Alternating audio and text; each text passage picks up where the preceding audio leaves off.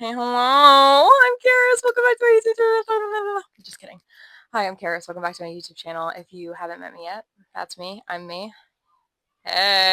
It's so crazy because I've had this account for so long, and if you can't tell, I love stuffed animals. This is my giraffe, who's going to be supporting me emotionally. I'm very excited to make this video, but all that to say, today I'm going to be answering some of the most asked questions about high school because we're about to start school. I know it's disgusting. I hate it too. I despise it with my entire soul. Okay, so without further ado, the first question is, what is high school like? Very big jump from middle school to high school, I would definitely say, and it also depends a lot on your school or where you're coming from to where you're going. So, per se, if you went to a private school and now you're going to a public school, or you went to a public school, now you're going to a private school, it's going to be a bigger jump, but don't let that scare you because they're all just people and that it's going to be the same no matter where you go. Just expect a lot more people if you're going to a public school. There's a lot of people, there's a lot of motion, there's a lot of things going on, and it's very go go go. So just try not to get trampled. I had a lot of experiences where people tried to run me over in the hallway because I was walking negative zero point 0.1 mile per hour less than they were. That's okay though. We're good. We learn from our mistakes. Another question that's really, really common is, will I get lost? And that's a valid question because I personally was worried about the same thing because I've been to a lot of different schools. So I know pretty much how that spectrum works at different places. But I would just say if there's an open house or if there's any opportunity for you to go and see it beforehand and before school starts, that would be awesome. But there will always be point people who are standing at desks, or you can go to the office and just like say, hey, where is this, this, and this? Because there's no embarrassment in asking. It's going to get you where you need to go. It's going to be more efficient than you wandering around. So I would encourage you to go and reach out to anybody, or if you have a friend there that's been there for longer and knows, just ask them. Be like, hey, I know we have like 6 minutes passing periods, so can you come help me walk to this class, or can you come show me where this is? And then you'll know people from that class that you're in, and you'll be able to see them, follow them, gauge where you're going from where they are, if that makes sense. I've also seen a lot of how or what should I do to get involved, or should I get involved? And I think that is such an important question because I absolutely believe that you should get plugged in any place you could possibly can, any place you possibly could. You know, when you can't talk, like me all the time. But I would say, as much as possible, please get yourself involved because that's where all of my community, and that's where it branched from the friends that I had made and the people that I had met. I would be in FFA, or I would be in beta club, I would be in something, and or from a sport, literally anything that's a team or a community, get involved in that because it brings you that community. And then outside of those hours that you're doing community stuff with, you'll see the people at the school, you'll know a lot more people than you did, and you're forced to be in close proximity with them anyway if you're doing a club or a sport, so you will have to be around them, which can go either way. That's another thing to talk about. But yeah, I think it's amazing to get plugged in and to get into school, clubs and sports and all the things, because it genuinely brings you that community without you realizing how much it affects you and your schedule, because you'll realize that you know so many more people than you previously did. I've also seen a lot of people ask about GPA,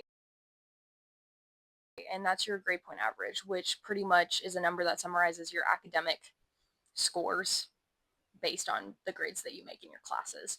So your GPA, it's definitely important. And that ties into another question, like how much do grades matter? Like, do they matter? Are they important? Like, will they define me? Blah, blah, blah. And grades, if you are struggling with something, or if you are just like, you don't process the way other people process, which is totally fine, that is nothing to be ashamed of. Genuinely nothing. I have a lot of issues with math and with just like numbers, and all of that kind of thing has never sat well with me personally, and it's always been a struggle in math. And I've always wondered, like, will math define me? Am I going to have this? Is this going to follow me around? It doesn't. It's high school. As much as people love to shove it down everybody's like personal space, your grades aren't going to define the kind of person you are. They're not going to make other people look at you and say, you didn't get an A on that paper. I'm gonna just like stay away from you. Nobody does that. Nobody's gonna look at you in 2 years after you, or like 4 years after you graduate, and be like, bro, you got like such a bad grade on that last final, man. I just can't talk to you no more. that doesn't happen. That does not happen. I can promise you that does not happen. It has never happened to anybody. Like, no. But on the other side, it's just apply yourself as best you possibly can.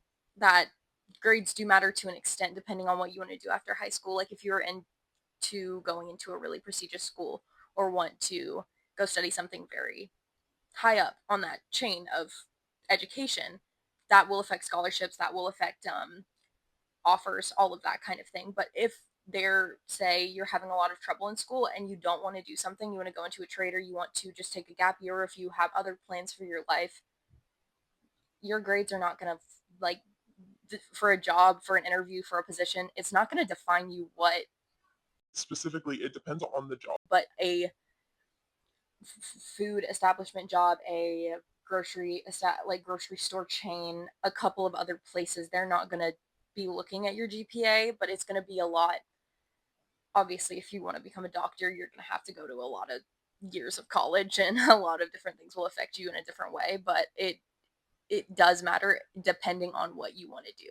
So I would invite you to please, like, if you have an idea and you have a goal, you can get there. I know you can get there, but just mentally prepare yourself for that pathway. So I would invite you to go and look up whatever the process is for the pathway that you are going for, and see what the process is, and see what the credits that you have to have, all of the grades, all of the things, that the places that you have to meet to go to that specific school or get that specific job or reach that specific goal. Another really good question that I've been asked, and I've heard a lot of people ask, is how do I balance school and extracurricular activities, like sports or clubs or your life or your job, or a lot. There's so many things that go into high school life, and scheduling all of the things that we have to fit into a day to day. I would say is, first, you have to know your limits, and you have to be mentally okay, and you have to be like taking care of yourself and fully there, and understand that it's going to be a lot, and it's not going to be super easy at times, and it's not going to be easy, period, a lot of the time, and that's not what we're promised in high school, and by the Lord, honestly, for life. But I would say it would definitely help to get on a routine and to get on a schedule, and to make that list of, hey, I'm a child of God, I'm a student, I'm a worker at my job, I am a, like, member of my, you have to rank your responsibilities and put all of them, list all of them in the order that you're going to prioritize them. So whatever that may be for you, I would say definitely focus on that, and focus on just that process, and that will help kind of feed your route and your schedule into what it should be, from understanding all of those things that you have to be doing. I would just, from personal standpoint, don't just say yes, yes, yes, yes, yes to everything that comes to your front door. Even if it's cool, even if it's fun, even if it's something you love to do, just don't. It's not a great idea. I've had those issues where I've said yes to too much, and then it comes to bite me, and then I have to cancel a bunch of stuff, and it's not great, and it makes a lot of people not like you. It's okay though. It's okay. I would just say don't accept too much after you've done, like, it gets very easy to get comfortable in your schedule, and then go into that. Okay, I'm fine. I can fit a bunch of things. I can go do a bunch of extra stuff. I'm good on my schedule. I'm getting everything done. I'm going to be blah, blah, blah, blah, blah. Don't overdo it, because just really make sure that you're going to be able to process and handle all of the stuff that you're going to be getting yourself into, because it means a lot to another person to reach out to you about something. And if you're unable to do all of the things and have to cut that after someone reaches out to you, it's just not a great look on yourself. So I would just say definitely prioritize what you need to prioritize, get your schedule on, get all your stuff figured out, all your classes, all of the actual scheduling, like time thing when it comes to, like, being at school, going to practice, all of the things, working.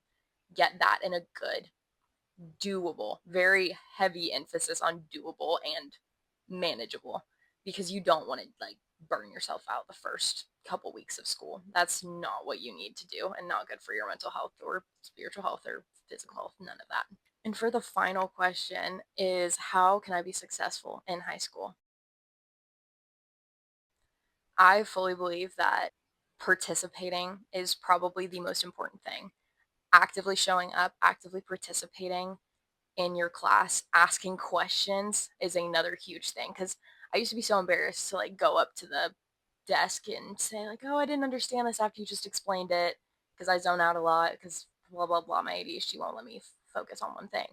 But it think about it. You would rather ask than sit and not understand the assignment, do the assignment wrong, turn it in wrong, get a bad grade. That affect your grade.